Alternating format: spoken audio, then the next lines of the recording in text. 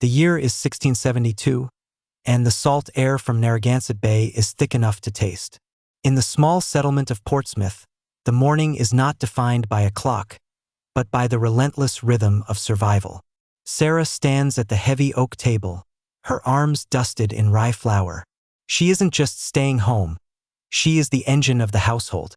Behind her, a 2-year-old clings to her skirts, while a 5-year-old sits by the hearth, tasked with the work of keeping the fire fed.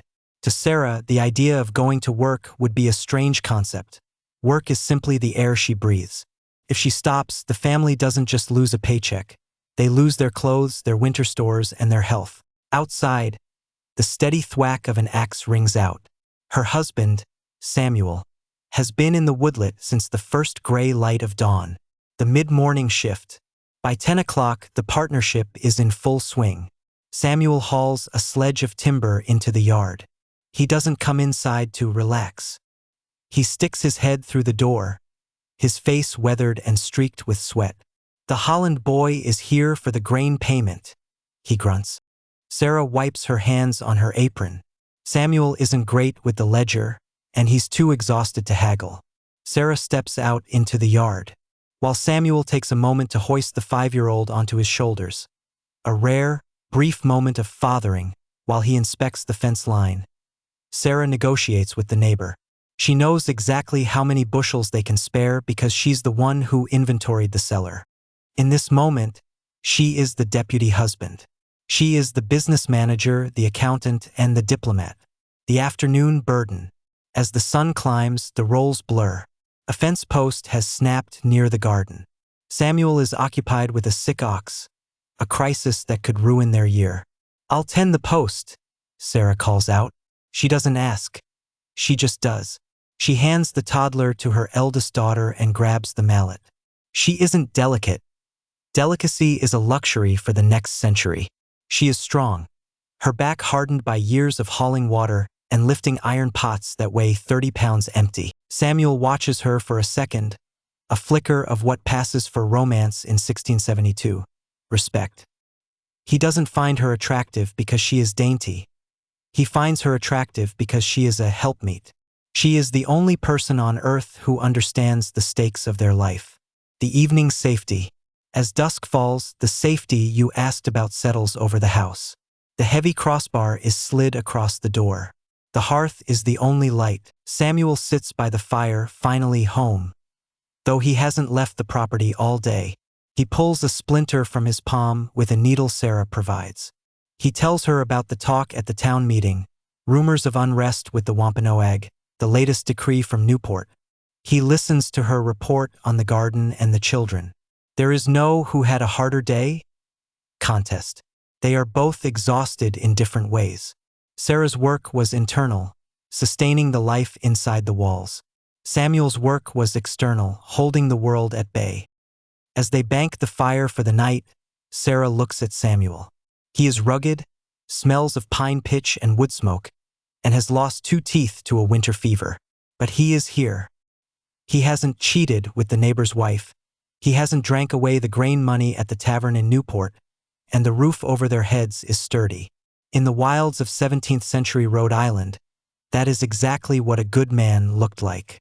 And for Sarah, in the quiet dark of Portsmouth, that was enough to make her feel entirely safe. The candle on the small trestle table flickers, casting long, dancing shadows against the rough-hewn cedar walls of their Portsmouth home. Outside, the April wind whistles off Narragansett Bay, but inside, the air is thick with the scent of dried herbs and the lingering warmth of the hearth. Samuel sits on the edge of the great bed, the most expensive thing they own. He is pulling off his heavy leather boots, his muscles aching from a day of moving fieldstones to expand the pasture. He looks at Sarah. She is unlacing her bodice, her movements slow and weary, yet there is a deliberate grace to her.